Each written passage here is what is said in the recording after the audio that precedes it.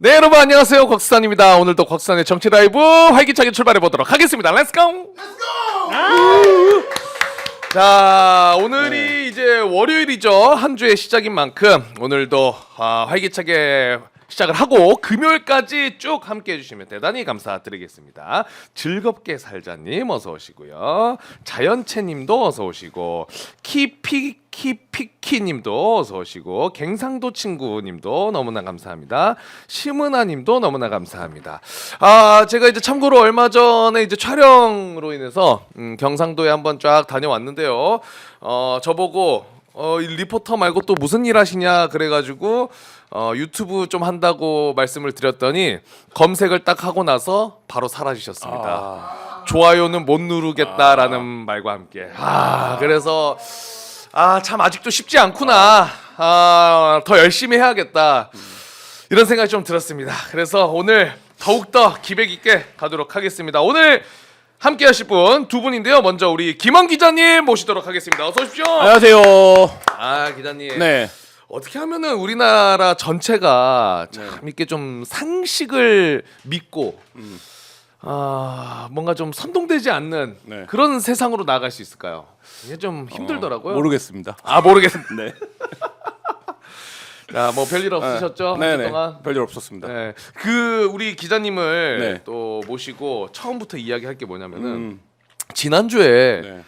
김건희 관련해 가지고 조금 취재하고 있는 게 네. 있는데 지난주에는 정강원 관련된 기사를 써갖고 근데 이제 네. 오늘 조금 이야기해 주실 네. 게 있다라는 내용을 들었습니다. 뭐 신용환 교수가 고발을 당했더라고요. 네. 대통령실이 그 신용환 교수가 이제 5대 명산에서 구판을 벌였다라는 얘기를 한 거를 두고 이제 네. 명예훼손 혐의로 고발을 했는데 저희가 이제 취재하고 있던 내용이 이거에 관련된 내용이었어 갖고 근데 일단 그 얘기를 하기에 앞서 대통령실이 네. 고발을 하는 건 적절치 않습니다. 그러니까 지금 이 내용은 뭐냐면은 대통령실에서 신용환 교수가 국회에서 그 전국 5대 명산에서 같은 날 같은 시간에 이 윤석열과 김건희를 위한 구판이 벌어진다. 이 이야기를 했다가 대통령실에서 그거를 고발한 거죠. 그러니까 예를 신용환 들어서 교수를. 김건희 씨가 나의 나는 하지 않았는데 나의 명예가 훼손됐다. 사실이 아니다. 이렇게 주장할 수 있죠. 혹은 지금 감옥에 있지만 내란 피의자 윤석열이 그렇게 주장할 수 있죠. 근데 기관인 대통령실은 이 부분에 대해서 어떤 인격권을 가지고 있는 데가 아니기 때문에 이거 네. 고발하는 것 자체가 적절하지 않은데 주체가 될 수 있는가에 대한 의문도 좀 있고 근데 다만 여기서 확인할 수 있는 건 있죠. 네. 이거를 정진석 비서실장이나 혹은 누군가가 나의 명예가 심각하게 훼손된 것 같아. 이래서 고발했을까요? 정진석이랑 전혀 상관이 없는 거잖아요. 아니죠. 네. 이거를 당연히 누군가가 명예가 훼손됐고 이거를 좀 고발해 주세요라고 누가 했겠죠. 아하. 네. 고발 사주 아니에요 그거? 그러니까 이게 이제 고발이 됐겠죠. 그러니까 고발이 된 거다. 일단 얘기해 주실 때 우리 양지여 변호사님도 자리하셨습니다. 어서 오십시오. 왜 변호사님. 갑자기 뭐 박수를 치고 그래? 우리 월요일은 또 힘차게 가야 되니까요. 그러게요. 네. 월요일이 제일 힘들어. 네. 아유, 그럼 일단 저희가 요 대통령실에서 신용환 교수 고발한 거 관련해 가지고 이야기 좀 하고 있었는데, 그러면 기자님이 취재하고 있던 거랑 이제 맞물리는 게 어떤 것들이 좀 있는 거예요? 그러니까 그 지역에 있는 한 무당이 구판을 벌였다라는 제보를 해왔어요. 그래서 그 구판에 대한 취재를 하고 있는 중이고, 네. 예, 그래서 저희가 그거를 취재하는 과정에서 대통령실이 사급 행정관으로 그 역술인을 이제 채용했었다라는 거를 보도를 했었고, 맞아요. 그래서 그 역술인이 왜 채용됐을까라고 해서 이제 취재를 하는 과정에서 재밌다. 일반인과 역술인의 차이점은 딱 한 가지밖에 없습니다. 신기? 다르죠. 태길력을 볼 수 있어야 돼요. 태길력. 태길력? 그러니까 굿이나 이런 잘 잡는 거, 무속적 잘 잡는 행위, 무속적 행위를 할 수 있는 날이 언젠지를 알아야 돼요. 일단 근데 그게 예를 들어서 개인의 신상, 그러니까 우리가 이제 사주라고 하죠. 사주 정보를 갖고 있는데 뭐 흥하는 구슬해야 돼. 그런 날이 한 달에 2번, 3번밖에 안 나옵니다. 그래요? 네, 그러니까 그걸 할 수 있는 날이 정해져 있어요. 그 태길력의 세계 안에서. 그래서 일단 요거를 볼 수 있는 사람이 있어야 된다. 네. 또 하나, 그래서 구슬하기로 했습니다. 날을 잡았습니다. 예를 들어서 2월 14일 발렌타인데이가 아주 좋은 날이야 나한테. 구타기에. 그래서 구타기에 나의 사주랑 딱 맞아. 네. 그럼 구슬해야 돼. 그러면 굿은 누가 해야 돼요? 무속인이 해야죠. 그쵸? 무속인 섭외해야 됩니다. 섭외도 그러면 그 행정관이? 그러니까 그런 일들을 해야 되는 거예요. 그러면 전국에 이 정도 규모의 굿을 할 수 있는 무당들의 네트워크를 알고 있어야죠. 그리고 또 한 가지, 요새 굿을 우리가 이제 영화를 많이 봐서 곡성이나 이런 데 나오는 것처럼 막 마당이나 길에서 하는 것 같은데 그렇게 거기서 구술하지 않습니다. 그럼요. 구순 다 굿당에서 합니다. 따로 마련된. 네네. 그래서 계룡산에 가면 무속인들도 정확하게 굿당이 몇 개 있는지를 몰라요. 뭐 어떤 무속인은 500개라 그러고 어떤 사람은 뭐 이것저것 합치면 1000개 될 거라 그러거든요. 네. 근데 그 굿당을 또 섭외를 해야 됩니다. 근데 제가 취재를 여러 번 가봤는데 그걸 누가 가지 계룡산까지 와서? 라고 생각을 하잖아요. 네. 사람이 없을 데가 없어요. 기가 막히게 많이 합니다. 그 굿당에서. 네, 굿당들에서 거의 뭐 오전 오후 스케줄이 있는 게 아니라 네. 시간대별로 스케줄이 있을 정도로 구슬 많이 해요. 아 약간 결혼식 시스템이랑 비슷한 느낌이네요. 비슷한 느낌이에요. 예. 예. 자, 저희 다음 굿 있어가지고 좀 예. 빨리 좀 부탁드릴게요. 예. 저희 지금 2시 굿 있어가지고요. 그래서 예. 저희는 그냥 일반적으로 저는 이제 그런 무속의 세계에 전혀 관심이 없어서 굿당을 가진 사람이 무당일 것 같잖아요. 네. 아닙니다. 그럼 이 사람은 건물주입니다. 당주라고 불리는 이 굿당의 건물과 토지를 소유하고 있는 사람이에요. 그래서 무속인이 아니더라고. 예, 예. 그래서 이 사람이 전국에 있는 무당들한테 말하자면 렌트 사업을 하는 겁니다. 대박이야, 너무 재밌어. 네. 그것도 그러면 아무 땅이나 하는 건 아니고 뭔가 좀 영어마다 이런 그렇죠. 땅을 주로 근데 나오겠네요. 예를 들면 계룡산도 국립공원이에요. 예. 그러니까 특정 바운더리 안에는 못 들어가요. 그러니까 그 바깥에 그런 영어 상행위를 할 수 있는 곳 가운데 사람들이 와서 봤을 때 그럴싸해야 되잖아요. 그렇죠. 이게 뭔가 영험해 보이고 예. 이게 있어야 되고 그 무당들이 우리 눈에는 안 보이지만 그런 걸 엄청 따지잖아요. 예를 들면 이 땅의 기운이 어떠네 그렇죠. 뭐 이런 걸 따지잖아요. 그래서 저희가 계룡산에 있는 굿당을 그렇게 해서 추리다 보니까 그 정도 규모의 구술할 수 있는 굿당은 그래도 손에 꼽아요. 사이즈가. 네네네. 그 중에 한 군데 이제 굿당을 가봤는데 여기는 아무것도 모르는 내가 봐도 기가 있는 것 같아. 왜 가서 보시니까 어떤 게요? 엄청나게 큰 바위 아래인데 이 바위 아래 늘 물이 고인대요. 예, 예. 그래서 거기에 이제 말하자면 기도하는 터가 있고 굉장히 큰 굿당인데 그래서 이제 그런 굿당들에서 구슬하려면 보통 이제 일반인이 기원 구슬하는데 한 1000에서 1500 정도가 든대요. 근데 지금 얘기되고 있는 김건희가 했다는 굿은 여러 명의 복수의 무당이 참석하는 굿이라고 무당들은 얘기하고 있거든요.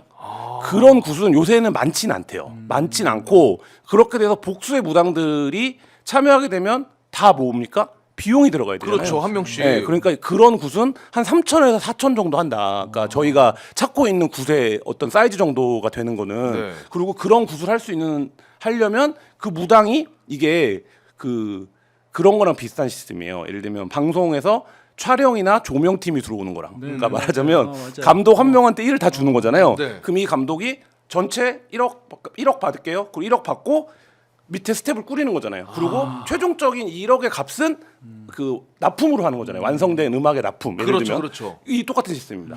그러니까 무당 한 명을 우리가 이 정도 사이즈에 이런 구슬 할 건데 그 무당을 섭외하면 이 무당이 이 굿은 예를 들면 대행사네, 대행사. 대행사죠. 새끼 무당이 몇 명이 필요하고 상은 어떻게 차려야 되고 뭐 이렇게 하는 겁니다. 근데 그런 역할을 하는 사람이 지금 제가 이제 설명을 하는데도 한 5분 정도 걸렸잖아요. 네. 이게 사실 주기적으로 한다 그러면 엄청난 실무력이 필요하겠죠. 사실. 그럼요. 예. 그러니까 그런 역할을 대통령실 행정관이 했던 게 아니냐. 이런 그거 아니면 사실 설명이 안 되거든요. 왜 있는지. 예, 왜 있는지 들어가서. 왜 그 대통령실에서도 구체적으로 무슨 일을 했는지를 설명을 못 하고 있고 네. 그런 관계 속에서 저희가 이제 구술 한 대를 취재를 하고 있고 그 신용환 교수님이 들었던 제보도 이제 저희가 취재했던 내용과 일부 겹치고 중복되는 내용의 일부인 거죠. 그러면 취재를 하고 계신다는 거는 그 굿에 참여를 했던 분인 건가요? 아니면 그렇죠.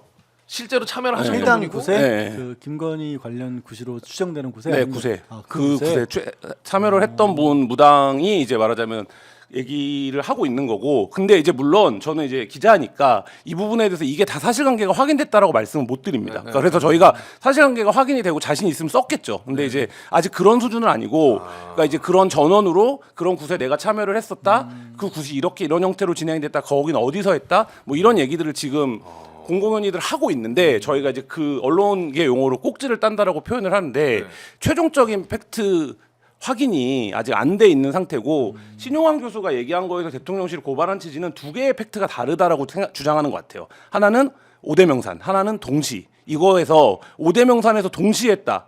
이거가 아닐 수 있잖아요. 그렇죠. 그러니까 예를 들면 세 군데서만 했을 수도 있고 동시가 아니라 순차적으로 했을 수도 있고 뭐 그런데 그렇죠. 그런 부분에서의 사실이 다르다라고 얘기를 하는 것 같고 그래서 그 내용을 보더라도 구술 뭐 했는지 안 했는지 여부에 대해서는 정확하게 설명을 안 해요. 했으면 안 했다고 할 텐데 그러니까 이제 그 부분에서 어쨌든 요게 그런 말하자면 논점을 좀 비트는 뭐 요런 것 같고 근데 이제 이런 것까지 그러니까 저도 기자 입장에서 약간 자괴감은 드는데 이거가 이렇게 취재를 하고 사람들의 관심이 뜨겁고 이런 근원적 이유가 뭐냐 보면 이 정권의 본질 어딘가에 무속이 있는 게 아니냐라는 오해가 계속 있었던 거잖아요. 그러니까 사실 윤석열 후보자 시절에 손바닥에 왕자부터 시작해갖고 그렇죠. 뭐 건진법사라든지 천공이라든지 대통령실 이전하는 문제라든지 명태균이 등장해서 청와대에 가면 죽는 뭐 돼진다라고 표현을 했지만 그런 거라든지 그런 것들이 그러니까 예를 들면 비과학적이고 무속적인 어떤 의견들이 국정에 반영이 되어 왔던 거 아니냐 이거에 대한 사람들의 좀 어떤 근원적인 그 의문이 있는 거고 그 부분과 관련해서 이게 이제 그렇게 반영이 되어 왔다면 이거는 윤석열 검사 출신 윤석열이 아니라 김건희와 더 밀접한 관련이 되어 있는 거 아니냐 그리고 그 저희가 취재했던 청와대 행정관도 김건희 라인으로 이제 대통령실에서는 분류하거든요. 뭐 이제 그런 것들이 합쳐져 있는 질문인데 사실 이게 가십을 넘어서 기사가 되려면 그 비용이 어떻게 집행됐는지가 나와요. 그러니까요. 예, 그렇죠. 예, 그 비용 여부가 핵심인데 사실 아직 거기까지는 접근이 안 되고 있는 상황입니다. 사실 그래 아까 기자님 지적을 하신 것처럼 저게 대통령실에서 나서서 뭔가 법적 조치를 취하려고 한다라면 그러니까 언론이 됐든 아니면 개인 교수 신용환 교수님이 됐든 대통령실의 행정관을 맡은 사람이 이런 일을 했다라고 한다면 그건 이제 공적 업무를 해야 될 사람이 지극히 사적인 어떤 부분에 대해서 참여를 한 거기 때문에 그게 문제다. 근데 그런 사실이 없다라고 하면 그걸 이제 문제를 삼아서 법적 조치를 해야지 그냥 구술했다 안 했다만 가지고 벌써 나선다고 한다면 대통령실에 나서기에는 이게 단계가 맞지 않아 보이거든요. 그래서 국고를 횡령을 했다라든가 아니면 왜 대통령실에서 공무원으로 일을 해야 되는 사람이 이런 사적인 업무를 담당했습니까? 이런 것. 근데 그게 아닙니다라고 나와야 되는 건데 왜 이렇게 빨리 대통령실에서 나와서 이렇게 얘기를 했다라는 거고 그건 좀 문제가 있어 보이는 네. 거고요. 그리고 기자님 설명하신 그런 어떤 무속이나 이런 부분들은 사실 뭐 다 희화할 건 아니고 실제 이제 개인의 재판에서도 이런 것들이 따져지는 경우가 가끔 있어요. 그러니까 개인들도 비용을 지불하고 이렇게 나를 위해서 이렇게 행사 부술해달라고 했는데 가끔 이제 사기를 치는 경우가 있거든요. 그러면 실제로 재판부에서 법적으로 따져봤을 때 실제로 당신들이 뭘 해서 어느 정도로 비용 지출했냐라고 해서 그런 어떤 말씀하신 당굿을 벌였다거나 아니면 사람을 섭외를 했다거나 재물을 얼마만큼 썼다는 게 있으면 사기가 아니라고 하고 그것도 없이 그냥 돈만 받아왔다 기도해줬다 이러면 또 사기로 보게 돼요. 그래서 저런 것들이 실제로 따져집니다. 근데 이게 어쨌든 실제로 진행이 됐다라고 하면 비용 얘기해 주셨는데 이 비용 수사가 들어가서 비용 추정만 하면 좀 쉽게 잡힐 수 있는 거예요. 거듭 말씀드리지만 진행이 됐다는 게 일단 확인이 되는 게 먼저고요. 먼저고. 그러니까 지금 어쨌든 전원으로 증언으로 존재하는 거기 때문에 그 부분이 확인이 돼야 되고 확인이 된다라고 하면 했다는 사실이 명확해지면 그거에 대한 비용이라든지 말하자면 체계가 어떻게 돌아갔는가 이 부분이 확인이 돼야 되고 대통령실은 지금 그 행정관이 소수 종교를 담당했다 정도로 설명을 하고 있어요. 네. 예를 들면 우리가 이제 흔히 말하는 그러니까 뭐 기독교, 불교 이런 종교들이 아닌 소수 종교. 근데 이제 역대 정부 대통령실에서도 소수 종교를 담당한 행정관이 있을 수 있습니다. 근데 이 지금 이제 처음에 출발했던 의문은 대통령실 관계자들도 여기가 왜 채용됐는지를 잘 모르는 거예요. 이 사람이 예, 그 부분이 있었고 또 한 가지는 저희가 예전에 보도했던 부분인데 사주를 보고 뽑는 게 아니냐 이 얘기를 대통령실 관계자들이 해요. 대통령실에서 근무하다 나온 사람들이 그러면 그 사주를 누가 보는 거냐 이런 얘기인 거죠. 그러니까 그 사주라는 게 결국은 저희가 취재했던 대통령실 관계자들도 뭐 중요한 자리에 맞는 사람 궁합 이제 말하자면 대통령과의 궁합 이런 거를 봤다는 거예요. 그리고 얼마 전에도 이제 많은 사람들이 경악했지만 그 노상원님도 내가 청와대 대통령실에 들어갈 수 있는지 김용현이 나를 배신할 건지 이런 거를 장관대 상이냐? 예, 무당하게 봤다는 거잖아요. 그러니까 이게 비단하신가요, 예, 그분이? 예, 그래서 뭐 이게 이제 사실 그런 부분들이 이 정권이 워낙에 기이하고 해괴한 짓을 하니까 이 부분이 뭐 이거랑 관련이 있는 게 아니냐 이런 이제 의심들을 하고 있는 거죠. 야, 이거 진짜 팩트로 나중에 나오면은 이것도 파장이 클 것 같은데 왜냐면 비용 문제가 진짜 이걸 그게 있느냐 없느냐가 관건이고요. 네. 법적으로 문제까지 이게 가십에서 끝나느냐. 아니 자기 돈 들어서 자기가 붙었다고 하면 예. 뭐라고 할 수 없어요. 네. 무채가 뭐가 되겠어요. 다만 근데 공식 채용 과정에서 이런 거를 했다라면 그리고 그 돈을 혹시라도 세금 들었을 때라면 그러면 이제 얘기가 달라지는 게 되겠죠. 근데 대통령실에서 이렇게 그 신용환 교수를 고발했으면 이게 입증 책임도 있죠. 예를 들면 신용환 교수는 나는 제보를 통해서 확인된 내용만큼 얘기를 했고 내가 아는 사실은 여기다 뭐 변호사님 계시지만 이렇게 얘기한다고 했을 때 신용환 교수가 주장하는 내용이 사실이 아니라는 걸 입증해야 될 책임은 그러니까. 그거를 고소하는 측에 있는 건데 근데 이게 뭐 얼마나 빨리 수사가 진행될지 이런 건 잘 모르겠습니다. 자, 근데 이거 수사만 들어가면은 금방 나오겠다. 돈이 이 정도 비용이 들어가고 아까 얘기해 주신 것처럼 굿당이 되게 비즈니스적인 네. 체계적으로 운영이 되고 있다라면은 그 사람들 렌탈비 받았을 거 아닙니까? 그렇죠. 그건 네. 간단한 말하자면 흐름이죠. 근데 생각보다 이게 만약에 현금으로 지출됐을 그쵸, 그 가능성이 부분도 높잖아요. 있죠. 와, 그러면 또 쉽지 않을 수도 있죠. 지출을 설령 네. 했다고 할지라도. 현금으로 했다 네, 그러면 거기가 뭐 협회에 예를 들어서 상업 등기 등록해 놓고 이렇게 세금 계산서 발행하면서 영업했을 가능성은 별로 낮잖아요. 그렇죠. 오히려. 그럴 수는 있겠네요. 근데 이건 어쨌든 취재를 조금 더 해보시고 네, 뭐 그다음에 신용환 교수가 사실 고발되지 않았으면 저희가 이제 취재 중간에 어떤 아이템을 얘기한 일은 별로 없는데 네. 대통령실에서 먼저 고발을 해버려갖고 사실 그것도 웃긴 네, 거예요. 네. 말씀하신 것처럼 네. 이게 기자 입장에서도 만약에 네. 고발 안 했으면 드러내고 꺼내서 오늘 이 자리에서 얘기하기 어려울 수 있어요. 네, 네. 이것 자체가 네. 문제가 될 수 있으니까. 네. 근데 고발을 해서 공식화를 시켜버렸어요. 네. 그러니까요. 그 문제입니다. 그리고 대통령실에서 고발한 것 자체가 뭔가 이상한 측면은 무조건 있다. 할 이유가 없는데. 그 대통령실의 고발의 취지를 생각해 보면 이 정부가 여태까지 해왔던 행태를 볼 때 이 그 발언이 확산되는 거를 막고 싶었던 거예요. 그러니까 이거를 발언을 한 당사자를 고발함으로써 언론들이 보도를 해서 만약 기정사실화되는 국면이 되면 니네도 다 고발할 수 있어. 이 이제 말하자면 위협을 주기 위해서 고발을 사실 한 거죠. 이 고발이 사실 그러니까 뭐 김건희 씨가 한 것도 아니고 윤석열이 한 것도 아니기 때문에 얼마나 의미가 있는 고발인지는 모르겠습니다. 이 고발 언제 대통령실에서 얼마 안 됐네요. 네, 고발한 얼마 거. 바로 그 발언하고 나서 바로 한 거죠. 한 5일 전에 이렇게 보도가 떠 있는데 그럼 만약에 혹시나 김건희 여사가 저거 뭐야 빨리 어떻게 처리 좀 해줘 너무 기분 나빠 해가지고 고발했다라고 하면 약간 또 납득하기 어려운 게 김건희 아프다고 그러잖아요.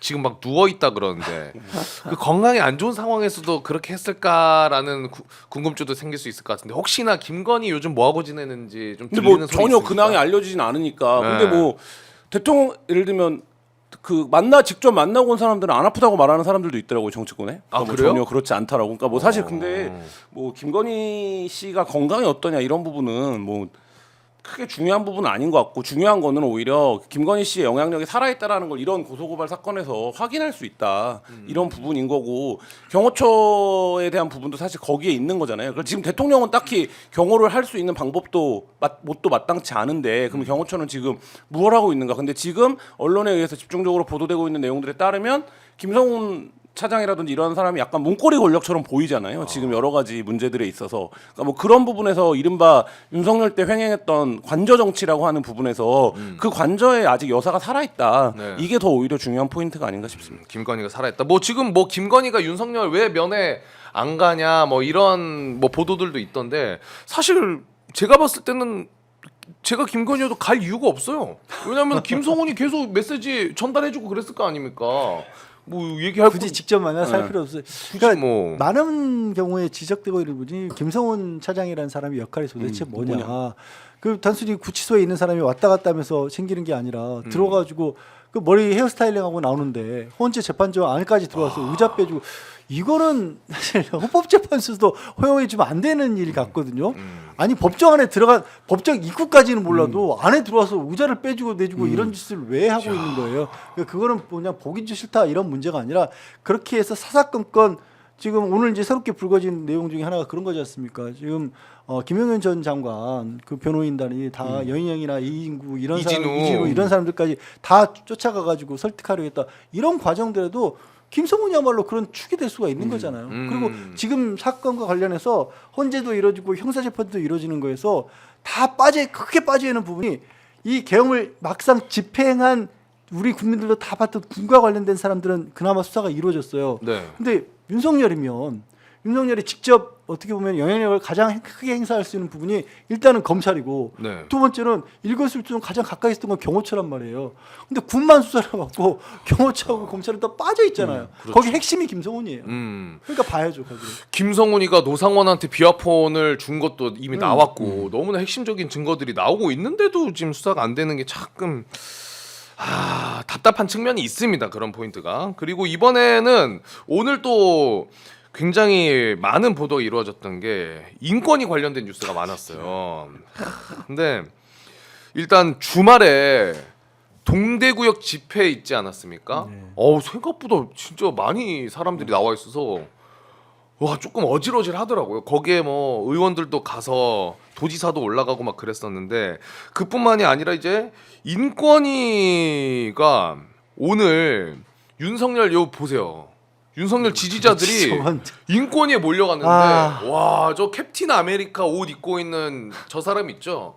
저 막 맞고 있고 지금 뭐 기자들도 안 들여보내주고 그리고 뭐 김일성 개땡땡 뭐 시진핑 뭐 욕해야 들여보내주고 저러고 있었다고 합니다. 오전부터 해가지고. 그런데 커뮤니티에도 헌법재판소 또 인권이 난입하자는 글들이 굉장히 많이 올라왔다 그래요. 그래서 전략이 담긴 글도 올렸는데 뭐 건물은 인권위만 쓰는 게 아니다. 10층에서 15층을 쓰는데 14층이 핵심이다. 그래서 점거하기 위한 전략글들도 올라오고 굉장히 위험합니다. 그리고 저 캡틴 아메리카 저 사람 있잖아요. 네.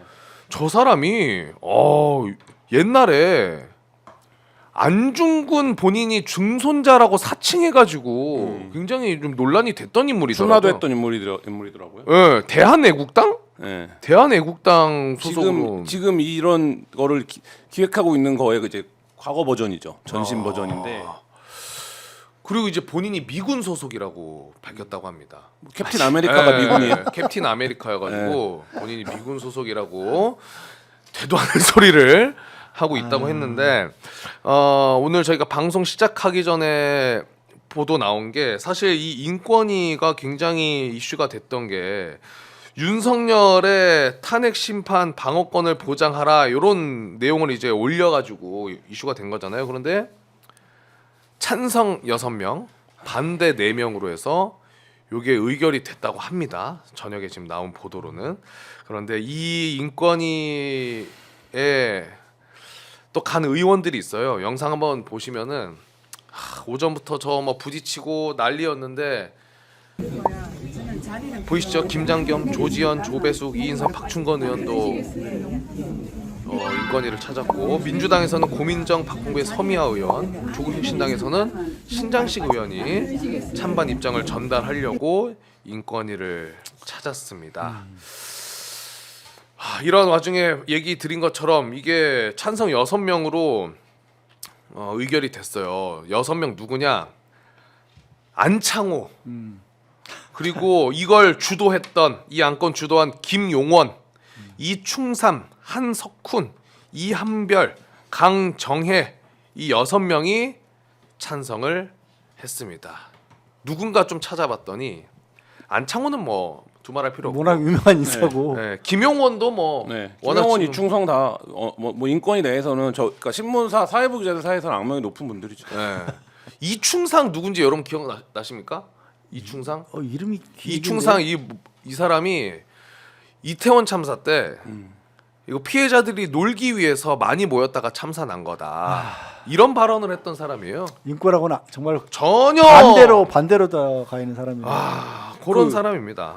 저희가 이제 박근혜 정부 때 방심위 출입이 제일 쓰리더라 그랬어요 기자들이. 방심위원들이 하는 내용을 다 받아치는 게 너무 막 말하자면 직업적 자괴감이 든다. 근데 이게 인권위가 이렇게 꽤 되는지 인권위가 이 정부에서 인권위가 그렇거든요. 네. 그 김용원, 이충상의 발언을 받아치는 게 너무 자괴감이 들고 김용원, 이충상이 하고 있는 어떤 주장들이 하고 이제 그런 것들이 꽤 됐는데 그게 사실 이 정부에서 너무 이제 말하자면 큰 일들이 많아서 잘 안 알려져 있었는데 지금 이번 이제 말하자면 그 시기를 계기로 이게 이제 알려진 건데 그러니까 사실 저는 사회부 언저리에서 기자 생활 굉장히 오래 했지만 보수 정부가 들어올 때마다 그런 생각을 해요. 우리가 이 정치 권력 체제에서 아직 인권위를 정상적으로 운영할 만한 수준이 안 되는가? 그러니까 왜냐면 이거는 뭐 어떤 인권의 가치가 뭐냐 이런 합의를 떠나서 보수 정부가 되면 이 기관 자체를 희화해요. 그러니까 그게 문제예요. 그러니까 예를 들면 대한민국의 보수적인 정당, 보수적인 생각을 가진 시민이라도 야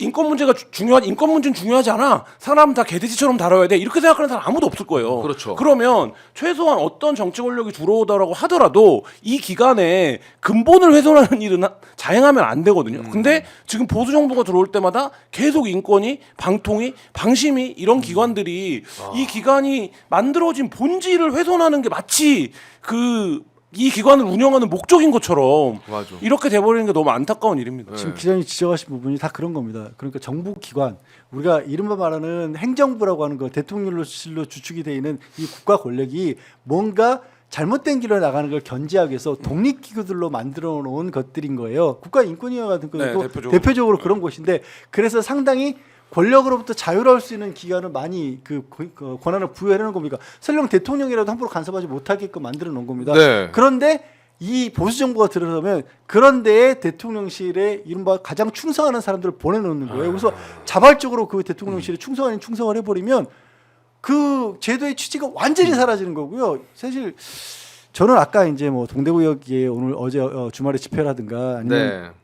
국가인권위원회 뭐 캡틴 아메리카 옷 입고 찾아가고 이런 것들이 굉장히 참 걱정할 부분도 있지만 그것 덕분에 오히려 건전한 상식을 가진 국민들이라면 이 사람들이 전면에 나섰을 뿐이지 그런 사람들이 결코 많은 확장성을 가지지 못한다라고 믿고 있습니다. 그게 만약에 진짜 막 중도층까지 거기에 넘어가서 부하 수행할 정도로 된다라면 이 나라 떠나야 돼요. 정말로. 그러니까요. 근데 그 화가 나는 건 뭐냐면 국가인권위만 해도 우리 대한민국이 70년 민주주의 역사를 쌓는 동안에 과거에 인권의 사각지대를 오명을 뒤집어 쓰고 있었을 때 국제사회에서 니네 나라 그런 식으로 인권 문제에 소홀히 하면 안 된다고 해서 2001년에 겨우겨우 시작한 기관인 거예요. 그래서 말씀드린 것처럼 이 국가 권력으로부터 상당히 독립된 기능을 줬던 곳인데 그게 한 24, 5년 만에 이렇게까지 무력화돼 버리면요. 딱 30년 가까이 뒤로 우리는 가버린다는 얘기예요. 그리고 저게 맞습니다. 정확한 말씀인데 인권위는 국제적인 네트워크 안에서 활동하는 기관이에요. 그래서 각 나라별로 독립적인 국가인권위원회를 둔 나라들이 굉장히 많고 네. 이 나라들이 연례로 뭐 회의를 다 합니다. 그래서 모여갖고 그다음 각 나라 인권 상황 보고서를 다 발간을 해요. 그래서 우리도 뭐 가끔 뉴스 보면 뭐 유엔 인권 보고관이 네. 와 있다 뭐 이런 뉴스가 나오잖아요. 그러면 이번에 뭐 유엔 인권 보고관에 관심이 뭘 것 같냐 뭐 이런 얘기 하잖아요. 이제 네. 그런 시스템이 체계가 있다는 말씀을 드리는데 지금 오늘 인권위가 논의한 안건이 뭐냐면 윤석열의 탄핵 심판 방어권을 보장하라예요. 제목이 이러면 국제사회에서 어떻게 받아들일까요? 아 윤석열이 지금 불법 구금돼서 고문당하고 아무 말도 못 하고 있다. 이렇게 받아들일 수밖에 없어요. 왜냐하면 그게 스탠다드잖아요. 예를 들면 일국의 대통령까지 지낸 사람이 사법체계 안에서 방어권을 행사하지 못하면 독재국가예요. 전체 국가예요. 불법 구금되고 있는 거죠. 그런데 지금 이들이 이 권고를 의결하면서 어떻게 된 거냐면 국제사회에서는 그런 수준으로 한국을 바라볼 수밖에. 왜냐하면 다른 나라에 사는 사람들이 한국의 상황을 뭐 세세하게 받아들이지 않을 거잖아요. 그렇죠. 그러면 이 자체가 굉장한 국권의 말하자면 그 하락이 발생하는 일이고 이건 거의 놀라운 일이에요. 그러니까 참담하고 국제 망신이죠. 근데 근데 의문은 가질 거예요. 야, 근데 대통령이라는 사람이 왜 갑자기 갇혀가지고 방어권 행사를 못 하고 있다라는 거야? 도대체 뭐야? 뭘 했길래 대통령이 저런 지경에 서해? 그리고 한 가지 국제 망신이지만 그런 걱정까지는 덜하는 더 창피한 이유가 뭐냐면 인천에 우리 국가인권위원회가 주도가 돼서 세계 인권기구 협회가 있습니다. 네. 근데 인천 우리 시의원들이 또 그 인천에서 방 빼라고 그것도 시위를 하고 있어요. 그러니까 국제적으로 봤었을 때 거기가 이제 오히려 아니야 이게 인권 바로 선거 관련위원회, 국제 선거관리위원회 거기는 또 쫓아가가지고 우리 선관위가 주축이 돼서 만드는 국제 선거관리위원회 회원인데 거기 또 방빼라고 주장하고 있어요. 왜 빼라 그러는 거예요? 거기가 부정선거의 온상이 되는 거예요. 그러니까 국제적으로 봤었을 때는 대한민국에 도대체 무슨 일이 일어나고 있는지는 모르나 하여튼 기자님이 걱정하시는 것처럼 저 나라에서 대통령마저도 고문을 당하고 있다 이런 인식보다는 참 해괴한 일 벌어지고 있다. 해괴한 일이죠. 이게 해괴한 일입니다. 그 생각에 가까울 거예요. 그런데 이